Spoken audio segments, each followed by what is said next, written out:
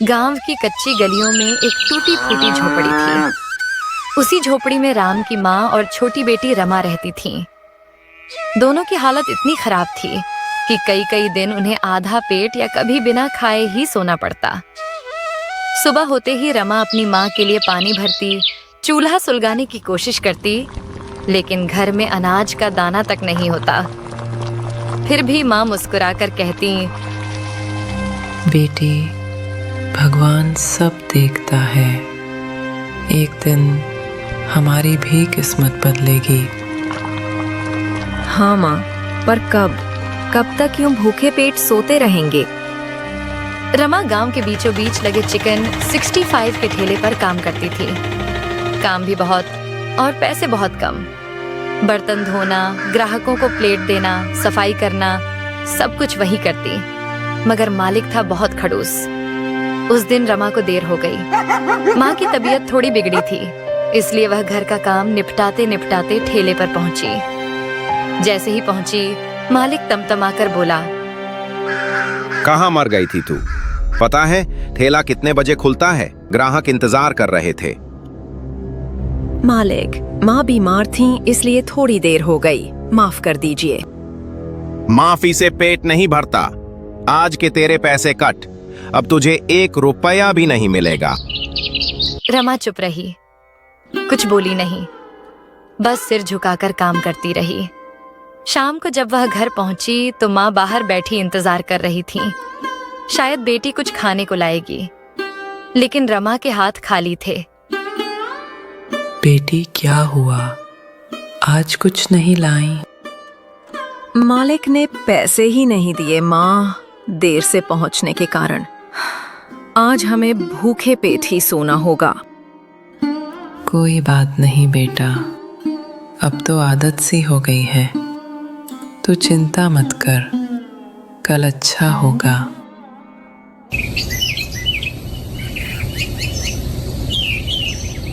अगले दिन सुबह रमा ने हिम्मत जुटाई। झाड़ू पोंछा करके, माँ की देखभाल करके फिर ठेले पर पहुंची। आज भीड़ ज्यादा थी। वह जल्दी जल्दी प्लेट बांट रही थी। तभी उसके हाथ से एक प्लेट गिरकर जमीन पर टूट गई। अरे नालायक, एक काम भी सही से नहीं होता तुझसे। अब इस प्लेट का पैसा कौन देगा? मालिक, माफ कीजिए, मैं उठा लेती हूँ। अब उठाकर क्या करेगी? खराब तो हो गया, तू बेकार है। बस अब बहुत हो गया, कल से यहाँ मत आना, निकल जा। मालिक, ऐसा मत कीजिए, मुझे पैसों की बहुत जरूरत है। मैं और कोई काम कहाँ ढूंढूंगी? मुझे कुछ सुनना नहीं। कल से तू यहाँ नहीं दिखनी चाहिए। रमा की आंखों से आंसू बहने लगे। वह ठेले से बाहर निकल आई। उसी वक्त एक बूढ़ा आदमी कोने में बैठा यह सब देख रहा था। उसका दिल पिघल गया। वह रमा के पीछे आया और बोला, बेटी, ठहरो। मैंने सब देखा। तेरे साथ बहुत अन्याय हुआ। आप? मैं सोच रहा था, क्या तू मेरा ठेला चलाना चाहेगी? मगर मेरे पास ठेला कहाँ है? और मुझे पकाना भी नहीं आता। उसकी चिंता मत कर, ठेला भी मैं दूंगा और पकाना भी सिखाऊंगा। सच में? आप मेरे लिए इतना करेंगे? हाँ बेटी, तू मुझे अपनी बेटी जैसी लगती है।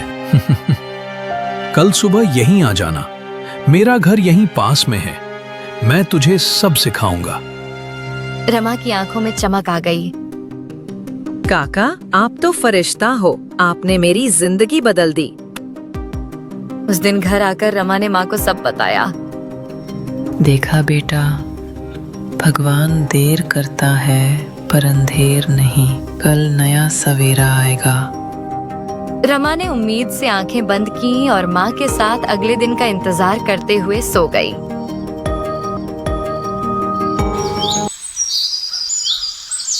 अगली सुबह रमा जल्दी उठी। माँ अभी नींद में थी, लेकिन रमा के चेहरे पर पहली बार उम्मीद की रोशनी थी। वह जल्दी से तैयार होकर उस जगह पहुंची जहां काका का घर था। काका बाहर ही खड़े मिले।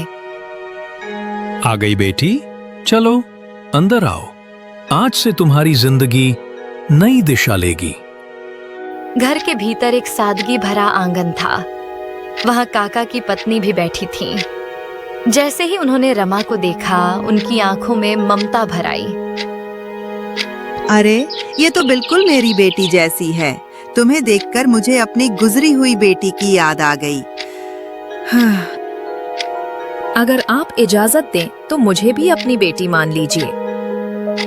तो बताओ बेटी, तुम्हें इडली सांभर, मेदू वड़ा या वड़ा पाव जैसे कुछ बनाना आता है? नहीं काका, इनमें से कुछ भी बनाना नहीं आता। काका कुछ देर सोच में डूबे, फिर बोले, तो बताओ, तुम्हें क्या बनाना आता है? काका, मैं बस आलू और मिर्च के पकौड़े बना लेती हूँ। पकौड़े अच्छे होते हैं, लेकिन सिर्फ आलू और मिर्च के पकौड़े ज्यादा नहीं बिकते। ये तो बस बरसात के मौसम में चलते हैं। इतना सुनकर काकी बोली, तो क्यों ना हम कुछ अलग करें, कुछ ऐसा जो लोगों ने सोचा भी ना हो। रमा हैरान रह गई।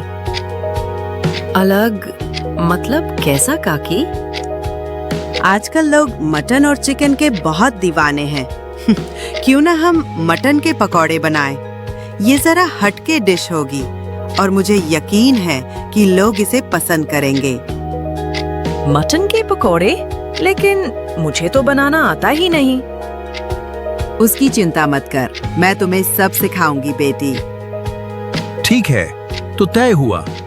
अब से रमा का ठेला मटन के पकौड़े का होगा। रमा की आंखें चमक उठीं। सच में काका? मैं तो सोच भी नहीं सकती थी कि ऐसा होगा। हाँ बेटी, यही तो असली शुरुआत है। काकी ने तुरंत तैयारी करने को कहा। चलो, अब जल्दी से बाजार से मटन और बेसन ले आओ। आज ही रमा को सिखाते हैं। काका तुरंत बाजार निकल गए और थोड़ी देर में ताजा मटन, बेसन और जरूरी मसाले लेकर लौटे। काकी ने मटन को अच्छे से धोकर बराबर छोटे छोटे टुकड़ों में काटा। फिर उसमें दही, अदरक लहसुन का पेस्ट, नमक, हल्दी, मिर्च और थोड़ा नींबू निचोड़कर मैरिनेट कर दिया। रमा बड़ी ध्यान से सब देख रही थी। काकी, ये मसाले कब तक लगा कर रखना होगा? कम से कम आधा घंटा। तभी मसाले अच्छे से घुसते हैं और पकौड़े मजेदार बनते हैं। फिर काकी ने बेसन का घोल बनाया, न बहुत गाढ़ा न बहुत पतला। उसमें मैरिनेट किया हुआ मटन डाला और गर्म तेल में डालकर पकौड़े तलने लगी।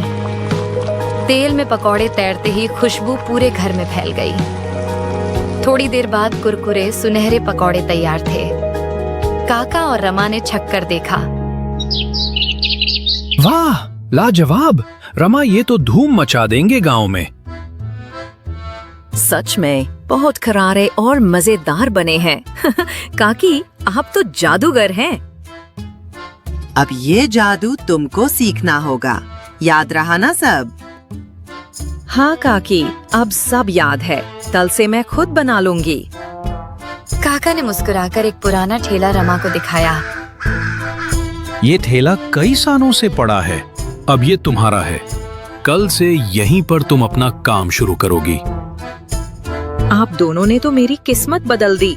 मैं आपकी उम्मीदों पर खरी उतरूंगी। शाम को रमा थोड़े से पकौड़े घर ले गई। माँ ने जैसे ही खाया, उनके चेहरे पर मुस्कान आ गई। बेटी, ये तो कमाल के हैं। क्या तुम इन्हें ठेले पर बेचोगी? हाँ माँ, कल से यही मेरा नया काम होगा। लोग इन पकौड़ों के दीवाने हो जाएंगे। भगवान तेरी मेहनत रंग लाए। रमा ने पहली बार खुद को कमजोर नहीं बल्कि मजबूत महसूस किया। उसे लग रहा था कल उसके जीवन का नया सफर शुरू होगा।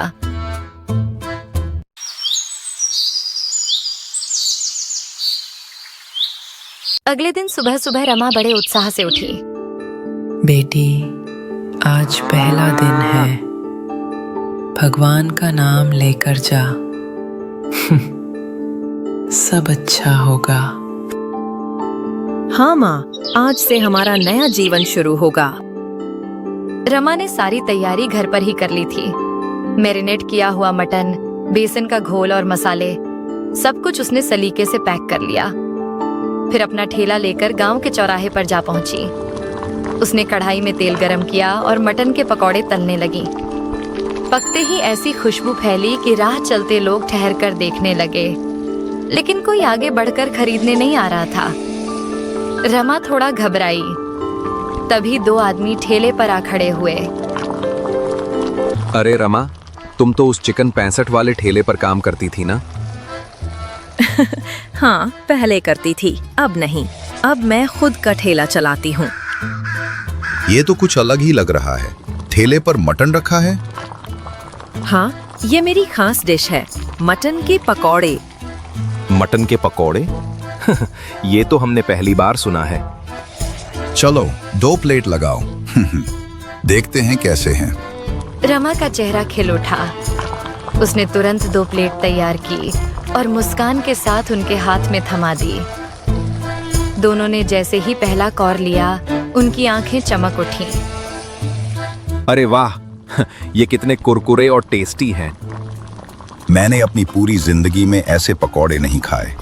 रमा, ये तो कमाल है। रमा की आंखों में खुशी झलक उठी। तभी पहला आदमी बोला, मेरी बीवी को भी जरूर पसंद आएंगे। एक प्लेट पैक कर दो। धीरे धीरे आसपास के लोग इकट्ठा होने लगे।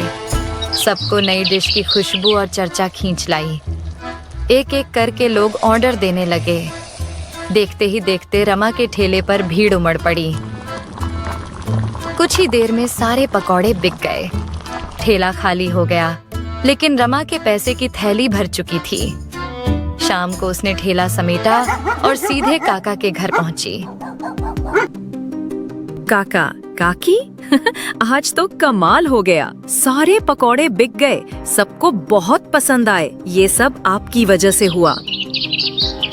बेटी, असली मेहनत तुम्हारी है, हमने बस रास्ता दिखाया।